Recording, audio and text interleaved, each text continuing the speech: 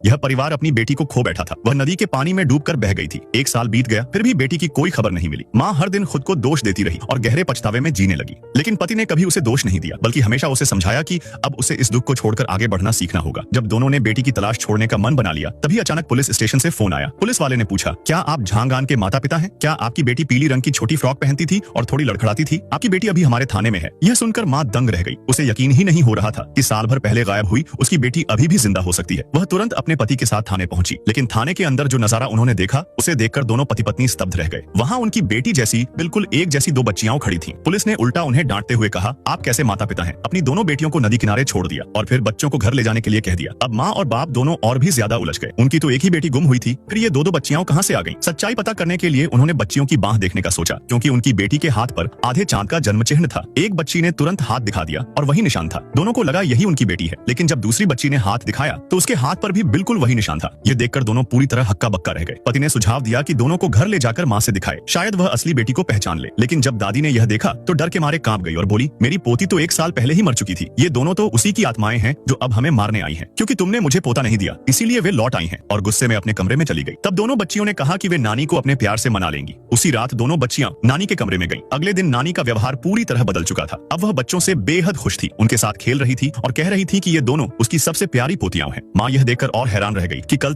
रुक जा बेटा, मुझे देखकर इग्नोर मत करना। मैं तेरे घर में धन दौलत की बारिश कर दूंगा। बस इस वीडियो को लाइक करके चैनल को सब्सक्राइब कर ले। तक नानी बच्चों से नफरत कर रही थी और आज अचानक उन्हें इतना चाहने लगी। महिला को शक हुआ और उसने बच्चों को अस्पताल ले जाकर DNA टेस्ट करवाया, लेकिन रिपोर्ट देखकर उसके पैरों तले जमीन खिसक गई, क्योंकि रिपोर्ट में दोनों ही उसके जैविक बच्चे निकले, जबकि उसे साफ याद था कि उसने सिर्फ एक ही बच्ची को जन्म दिया था।